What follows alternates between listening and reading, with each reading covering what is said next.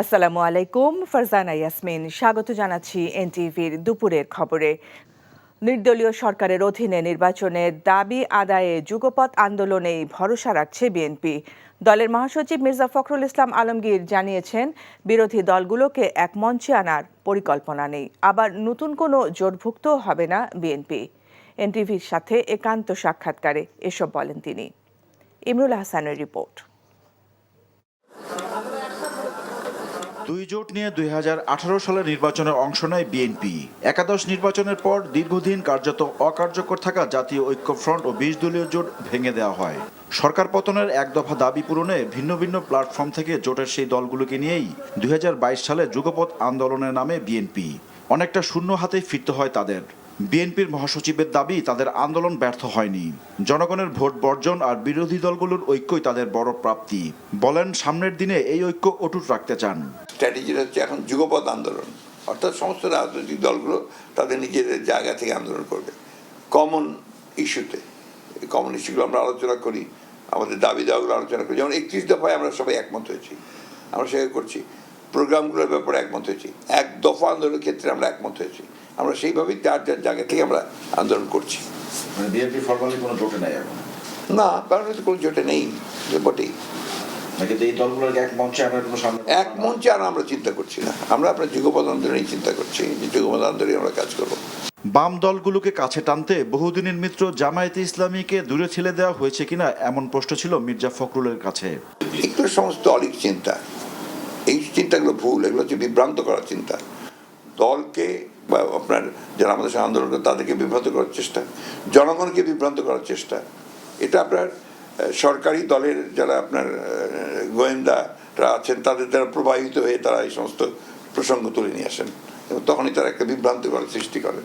নিয়মতান্ত্রিক কর্মসূচি থেকে ধীরে ধীরে আন্দোলনের গতি বাড়ানোর কথা জানান তিনি।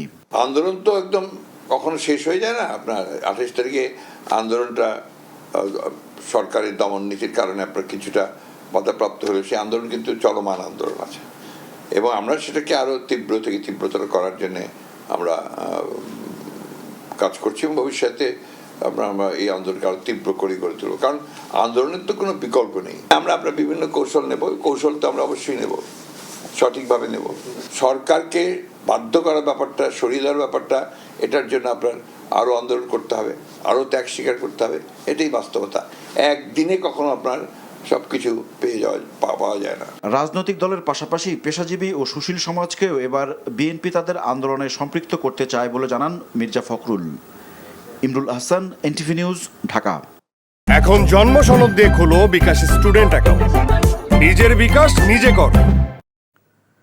ভারত বিরোধিতার নামে যারা আন্দোলনের ইস্যু খোঁজার চেষ্টা করছে তারা আবারও ভুল পথে হাঁটছেন বলে জানিয়েছেন আওয়ামী লীগের সাধারণ সম্পাদক ওবায়দুল কাদের।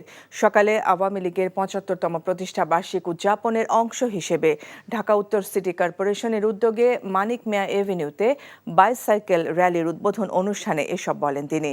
শেখ হাসিনা সবকিছু দেশের স্বার্থে করেন উল্লেখ করে ওবায়দুল কাদের বলেন, বিএনপির সাথে পাল্টাপাল্টি কোনো কর্মসূচি আওয়ামী লীগ দেয়নি। বছরব্যাপী আওয়ামী লীগের কর্মসূচি আগে থেকে দেওয়া থাকে বলেও জানান তিনি। সুস্থ ও সচল জীবনযাপনে সাইক্লিং গুরুত্বপূর্ণ জানিয়ে আধুনিক ঢাকা গড়ার লক্ষ্যে সবাইকে এগিয়ে আসার আহ্বান জানান আওয়ামী লীগ সাধারণ সম্পাদক। ভারত বিরোধিতার নামে আজকে আন্দোলনের ইস্যু খোঁজার চেষ্টা করছে, তারা আবারও ভুল পথে হাঁটছে। বিদেশে আমাদের প্রভু নেই, আপনাদের প্রভু আছে। ভারত আমাদের 71-এর পরীক্ষিত বন্ধু। আমরা যা করি বঙ্গবন্ধুর কন্যা বাংলাদেশের স্বার্থেই করেন। এখন জন্ম সনদ দিয়ে খোলো বিকাশ স্টুডেন্ট অ্যাকাউন্ট। নিজের বিকাশ নিজে কর। জাতীয় রাজস্ব বোর্ডের প্রথম সচিব কাজী আবু মাহমুদ ফয়সাল ও তার পরিবারের সদস্যদের স্থাবর সম্পত্তি ও ব্যাংক হিসাব জব্দের নির্দেশ দিয়েছেন আদালত। প্রাথমিক অনুসন্ধানের পর বৃহস্পতিবার দুর্নীতি দমন কমিশনের পক্ষ থেকে তার সম্পদের বিবরণী জমা দিলে ঢাকা মহানগরের জ্যেষ্ঠ বিশেষ জজ মোহাম্মদ আসামস জগলুল হোসেন এই আদেশ দেন। দুদকের অনুসন্ধানে ফয়সাল ও তার স্ত্রীর নামে ঢাকা নারায়ণগঞ্জে 5 কাঠার 2টি প্লট, শ্বশুরের নামের রমনায় একটি ফ্ল্যাট, খিলগাঁওয়ে শাশুড়ির নামে 10 কাঠার প্লট পাওয়া গেছে। এছাড়া ফয়সাল ও তার আত্মীয় স্বজনের নামে থাকা 19টি ব্যাংক ও একটি আর্থিক প্রতিষ্ঠানের 87টি হিসাব ফ্রিজ করারও আদেশ দেওয়া হয়েছে। এখানে জমা থাকা অর্থের পরিমাণ 6,96,50,908 টাকা। জব্দের আদেশ কার্যকর থাকা অবস্থায় এসব সম্পদ হস্তান্তর বা বিনিময় করা যাবে না। দুর্নীতির মাধ্যমে অর্জিত আয়ের উৎস গোপন করতে তার আত্মীয় স্বজনের নামে 700টিরও বেশি হিসাব খুলেছিলেন বলেও জানানো হয়েছে দুদকের পক্ষ থেকে। আবারও অস্থির আলু ও পেঁয়াজের বাজার। সপ্তাহের ব্যবধানে কেজিতে বেড়েছে 10 টাকা, আলু বিক্রি হচ্ছে 60 টাকায়, আর পেঁয়াজের কেজি 100 টাকা ছুঁয়েছে। আর 50 টাকা নিচে কোনো সবজি পাওয়া যাচ্ছে না। এমন দাম বৃদ্ধির জন্য মধ্যস্বত্বভোগীদের দুষছেন ক্রেতা ও বিক্রেতারা। মেসবাহ হাসানের রিপোর্ট। দুজনেই চাকরিজীবী এই দম্পতি বাজারে এসে পেঁয়াজের দাম শুনে চক্ষু যেন চড়ক গাছ। তাই তো বাজারের ফর্দটা বড় থাকলেও পরিমাণে কম কিনেও মেলাতে পারছিল না হিসেব। আমরা কোনো কিছু কিনতে পারছি না, নাগালের বাইরে। আর ডিম হচ্ছে আগে দেখা যেত যে সবাই খেতাম, এখন দেখা যাচ্ছে যে বাচ্চাকেই দিতে হচ্ছে, আমরা তো ডিম খেতেই পাচ্ছি না। ঊর্ধ্বমুখী নিত্যপণ্যের বাজারে ঈদের পর কয়েক দফায় পেঁয়াজ, রসুন ও আলুর দাম বৃদ্ধিতে ক্ষুব্ধ ক্রেতারা যেন নিরুপায় হয়ে ছুটছেন এক দোকান থেকে অন্য দোকানে। এখন তো আলু পাতা দিয়েও খাওয়া যাবে না, আলুর দাম এখন বাড়তি না, 60 টাকা কেজি আলু, 55 টাকা আলু, তো কি করে চলবো আমরা, কি করে আমাদের বাঁচবো? আমাদের বাঁচার তো কোনো পথ দেখি না। বাজেট ইনক্রিজ হয়েছে 10 to 20%। আগে 1 ডজন কিনতাম, অনেক হালি কিনি। মধ্যবিত্তের আয়ত্তের মধ্যে বাজার আসতে কেন পাচ্ছে না সরকার না মধ্যস্বত্বভোগী, কে দায়ী, এটা বের করতে হবে। বের করে বাজার নিয়ন্ত্রণ অবশ্যই করা জরুরি। সপ্তাহের ব্যবধানে আলুর দাম চালকেও ছাড়িয়েছে। প্রতি কেজি আলু বিক্রি হচ্ছে 60 থেকে 65 টাকা। গরিবের প্রোটিন ডিম খুচরা বাজারে ডজন বিক্রি হচ্ছে 160 টাকা। কোম্পানির প্যাকেটজাত ডিম বিক্রি হচ্ছে 180 টাকা। খুচরা ডিম এক কথা হয়েছে যেটা বললাম, 100 টাকা, 120 টাকা, 140 টাকা, এখন 180 টাকা। তো কাস্টমারের লগে খুব হয়, যার জন্য বক্সে ডিম বিক্রি করি। এটা কোম্পানিরই আছে, যদি আমাদেরকে কোনো ম্যাজিস্ট্রেটও ধরে বা আপনাদের কিছু বলেন, আমাদের ক্লু আছে, স্লিপ আছে, দেখাইতে পারবো। খুচরা কিন্তু কোনো স্লিপ নেই। পেঁপে সহ সব সবজির কেজি বিক্রি হচ্ছে 50 টাকার উপরে। 15 টাকার নিচে মিলছে না শাকের আটি। উচ্চ মূল্যের কোনো যৌক্তিক ব্যাখ্যা নেই বিক্রেতাদের কাছে। অতিরিক্ত মাল নাই বলে গৃহস্থকে মাল শর্ট, খালি মাল শর্ট। এদিকে কিছুটা কমেছে ব্রয়লার মুরগির দাম। কেজি প্রতি বিক্রি হচ্ছে 180 থেকে 190 টাকা। তবে বাড়তি দামে বিক্রি হচ্ছে মাছ, গরু ও খাসির মাংস। Mesbah Hasan, NTV news, Dhaka. নদ নদীর পানি কমতে থাকায় সিলেট, মৌলভীবাজার ও সুনামগঞ্জে বন্যা পরিস্থিতির কিছুটা উন্নতি হচ্ছে। তবে বৃষ্টির কারণে পুনরায় পানিবন্দী হয়ে পড়ছেন নিচু এলাকার মানুষজন। মৌলভীবাজারে দেখা দিয়েছে নদী ভাঙন। সিলেটের বেশিরভাগ উপজেলায় বন্যা পরিস্থিতির উন্নতি হচ্ছে। তবে বৃষ্টির কারণে নতুন করে প্লাবিত হচ্ছে বালাগঞ্জ, ওসমানীনগর, বিশ্বনাথ উপজেলা। ফেঞ্চুগঞ্জে অপরিবর্তিত আছে বন্যা পরিস্থিতি। জেলা প্রশাসন জানিয়েছে, পানি নামতে শুরু করায় আশ্রয় কেন্দ্র থেকে বাড়িতে ফিরেছেন সদর, গোয়াইনঘাট, কোম্পানিগঞ্জ, জৈন্তাপুর, বিয়ানীবাজার সহ বিভিন্ন উপজেলায় বন্যা দুর্গতরা। মৌলভীবাজারের কুলাউড়া, জুড়ি ও বড়লেখা উপজেলায় বন্যার সার্বিক পরিস্থিতির কিছুটা উন্নতি হয়েছে। পানি কমার সাথে সাথে দেখা দিয়েছে তীব্র নদী ভাঙন। এতে নতুন করে আতঙ্কে নদী তীরের বাসিন্দারা। অন্যদিকে সুরমা ও জাদুকাটা নদীর পানি কমতে থাকায় সুনামগঞ্জে বন্যা পরিস্থিতিরও কিছুটা উন্নতি হয়েছে। ভারতের সাথে অসম চুক্তি করে সরকার ক্ষমতায় টিকে থাকতে চাইছে বলে অভিযোগ করেছেন বিএনপি চেয়ারপারসনের উপদেষ্টা জয়নুল আবদিন ফারুক। বলেন, চুক্তি বাতিল না করলে অবিলম্বে কঠোর কর্মসূচি দেওয়া হবে। সকালে জাতীয় প্রেস ক্লাবের সামনে প্রজন্ম বাংলাদেশ আয়োজিত সমাবেশে তিনি এসব কথা বলেন। তিনি আরও বলেন, গ্রহণযোগ্য নির্বাচন ছাড়া সরকার গঠন করায় বর্তমান সরকারের জাতীয় ইস্যুতে আন্তর্জাতিক কোনো চুক্তি করার নৈতিক অধিকার নেই। বিএনপি নেতাকর্মীদের জেলে রেখে মামলা দিয়ে শুধু আমলাদের ওপর ভর করে সরকার টিকে আছে বলে মন্তব্য করেন তিনি। শনিবার নয়াপল্টনে বিএনপির সমাবেশ সফল করতে নেতাকর্মীদের প্রস্তুতি নেওয়ারও আহ্বান জানান জয়নাল আবদিন ফারুক।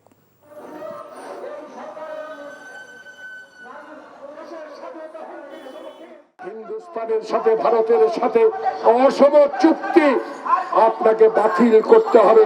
এই অসম চুক্তি যদি কার্যকর করেন বাংলাদেশের মানুষ আপনাদেরকে ক্ষমা করবে না। কিভাবে সমঝোতা চুক্তি করে ক্ষমতায় টিকে থাকবেন সেই দিকে আপনাদের আজকে নজর।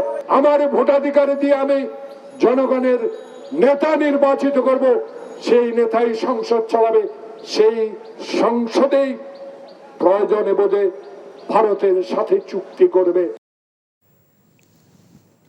ভারত থেকে আমদানি অব্যাহত থাকলেও হিলিতে কিছুতেই কমছে না পেঁয়াজের দাম। গত কয়েকদিন ধরে প্রতি কেজি দেশি ও আমদানিকৃত পেঁয়াজের দাম বেড়েছে ৮ থেকে ১০ টাকা। বর্তমানে খুচরা বাজারে দাম বেড়ে দেশি পেঁয়াজ বিক্রি হচ্ছে 85 থেকে 90 টাকায়, আর আমদানিকৃত পেঁয়াজ বিক্রি হচ্ছে 80 টাকায়। হিলি স্থলবন্দরের আমদানিকারকদের দাবি, ভারতে পেঁয়াজের দাম বেশি, আমদানি এবং মোকামে সরবরাহ কমে যাওয়ায় পণ্যটির দাম বেড়েছে। দেশের বাজার স্বাভাবিক রাখতে পেঁয়াজ আমদানি অব্যাহত আছে। আমদানি প্রবাহ বাড়লে দাম কমবে বলে আশা ব্যবসায়ীদের। ঘূর্ণিঝড় রিমালের তাণ্ডবে ঝালকাঠির কাঁঠালে উপজেলার বিষখালী নদীর পাড়ে ৩.৫ কিলোমিটার বেড়িবাঁধ ক্ষতিগ্রস্ত হয়েছে। ফলে জোয়ারে তলিয়ে যাচ্ছে গ্রামের পর গ্রাম আর ফসলি জমি। সেই সাথে দেখা দিয়েছে নদী ভাঙনও। দুর্ভোগ কমাতে স্থায়ী বাঁধ নির্মাণের দাবি জানিয়েছেন ক্ষতিগ্রস্তরা। ঝালকাঠি থেকে KM সবুজের পাঠানো রিপোর্ট।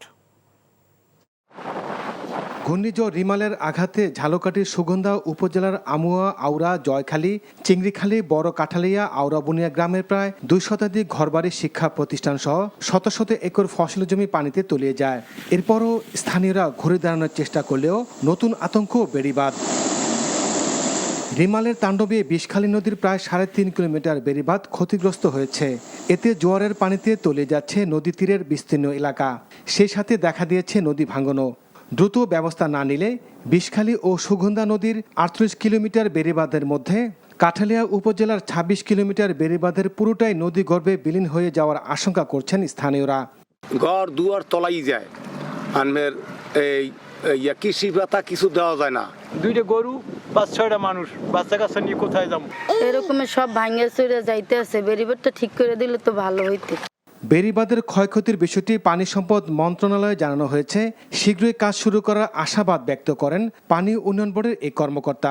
সমীক্ষাটি আগামী জুন মাসে শেষ হবে। ওই সমীক্ষার প্রতিবেদনের প্রেক্ষিতে আমরা ডিপিপি প্রণয়ন করে এই ভাঙন কমিত স্থানগুলো রক্ষা করার জন্য প্রয়োজনীয় ব্যবস্থা নেব। বিষখালী নদীর হাত থেকে কাঠালিয়া উপজেলাকে রক্ষা করতে হলে সিসি ব্লক দিয়ে স্থায়ী বাঁধ নির্মাণের দাবি জানিয়েছেন উপজেলাবাসী। NTV news desk. এই ছিল দুপুরের খবরে। এই খবরের ভিডিও সহ আপডেট জানতে ভিজিট করুন NTV অনলাইন www.ntvbd.com। এছাড়াও NTV জনপ্রিয় সব অনুষ্ঠান ও খবরের আপডেট জানতে ভিজিট করুন আমাদের ইউটিউব ও ভেরিফাইড ফেসবুক পেজ। 5টায় দেশের খবর দেখার আমন্ত্রণ রইল। এতক্ষণ সাথে থাকার জন্য ধন্যবাদ সবাইকে।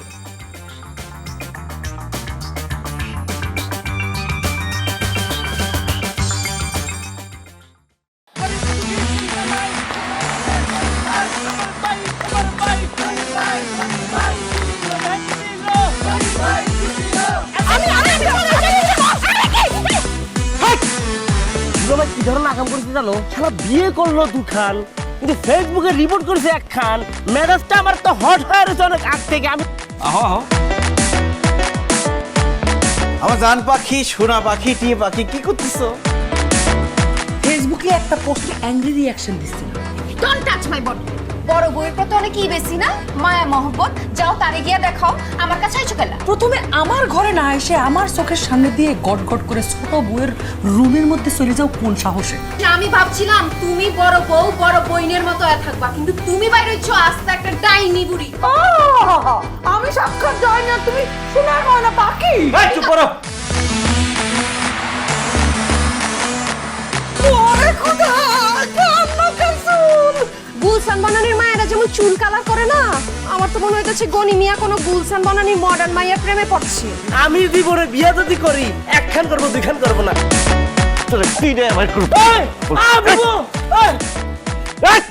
কি করতেছ? আরে বাইরে করতে বাইরে যা কইছি শুনো, গড়তে বাইরেও তুমি কি করতেছ তুমি? কোথায় যাচ্ছ স্বামী আমার? হ্যাঁ, তুমি ছাড়া মোর কোনো গতি নাই। তোমার ঘরে একটুখানি দাও ঠাই। দেখাই দিচ্ছে ছোট বউ তার আসল রূপ, নাগিনী সাপিনী। শুনছি ভালোবাসা টিকে থাকে বিশ্বাসের উপর। আমার উপর তোমাদের সেই বিশ্বাস ছিল, আজকে দেখতেছি আমার উপর আর কোনো বিশ্বাস নাই। যেহেতু বিশ্বাস নাই, তোমাদের সাথে থাকার কোনো ইচ্ছা আমার নাই।